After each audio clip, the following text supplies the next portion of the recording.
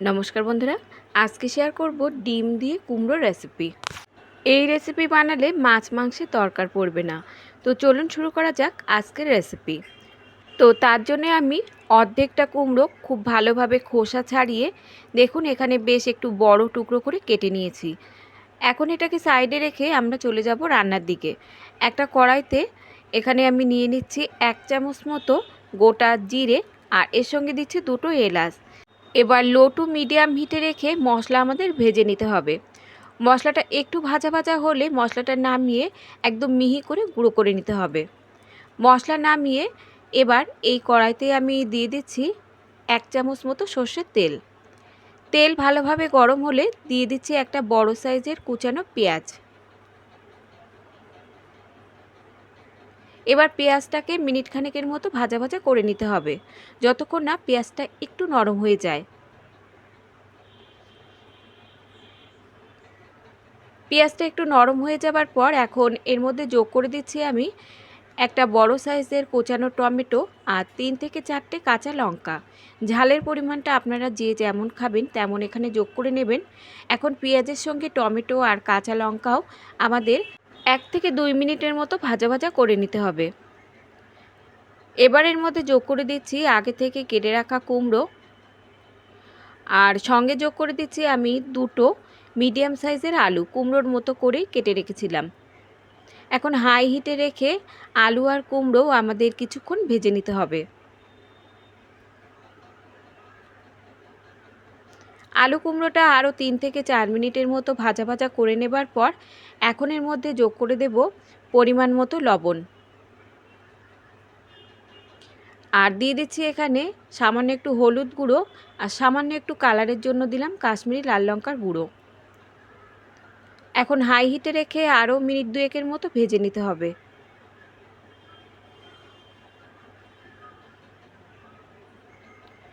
ভেজে নেবার পর এখন এর মধ্যে আমি যোগ করে দেব 1 থেকে 1.5 গ্লাস মতো জল।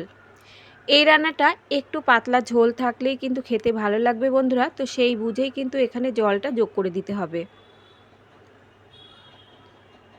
1.5 গ্লাস মতো জল দিয়ে এখন ঢাকা দিয়ে আমরা সেদ্ধ করে নেব অন্তত 7 থেকে 8 মিনিটের মতো।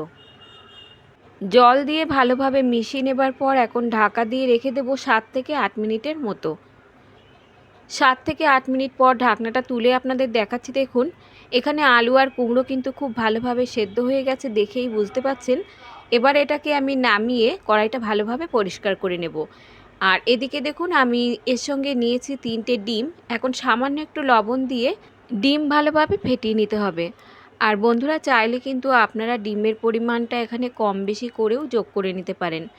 ডিম ভালোভাবে ফেটিয়ে নেবার পর এখন ওই কড়াইতেই আমি যোগ করে দিচ্ছি 1 চামচ মতো সর্ষের তেল।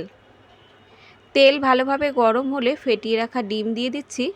ডিম দিয়ে আমাদের মিনিট 2 মতো অপেক্ষা করতে হবে, যতক্ষণ না ডিমটা একটু জমে যায়। ডিম একটু জমে গেলেই তারপর এই ডিমটাকে আমাদের একটু বড় বড় টুকরো করে কেটে নিতে হবে। তবে আপনারা চাইলে ছোট টুকরো করেও কিন্তু ভাগ করে নিতে পারেন। এখন উল্টে পাল্টে দিয়ে ডিম আমাদের হালকা লালচে করে ভেজে নিতে হবে।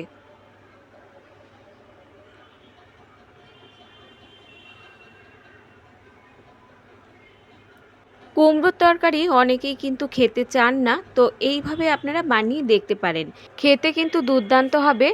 এখন দেখুন ডিমের টুকরোগুলো উল্টে পাল্টে হালকা লালচে করে ভেজে নেবার পর এখন এই ডিম ভাজাগুলোকে আমাদের তুলে নিতে হবে।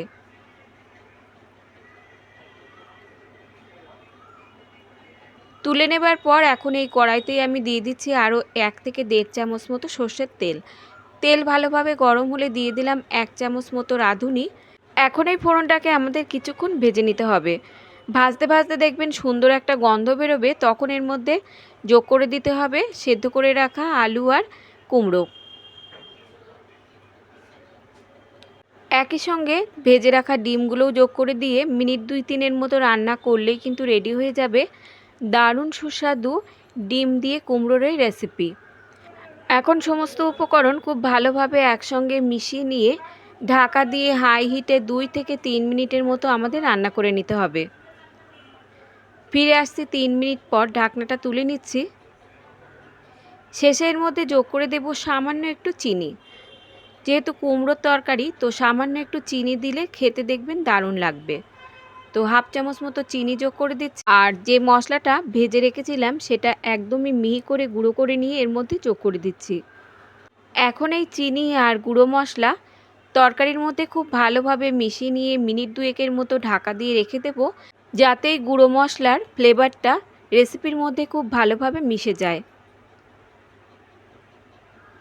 এবার হাই হিটে রেখে 2 থেকে 3 মিনিটের মতো ঢাকা দিয়ে আমরা রান্না করে নেব।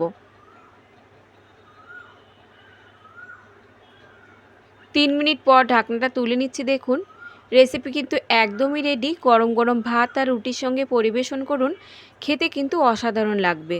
তো বন্ধুরা, আজকের রেসিপি ভালো লাগলে একটা লাইক আর সাবস্ক্রাইব করে আমার পাশে থাকার অনুরোধ রইল। আর রেসিপিটি সম্পূর্ণ দেখার জন্য সকলকে ধন্যবাদ।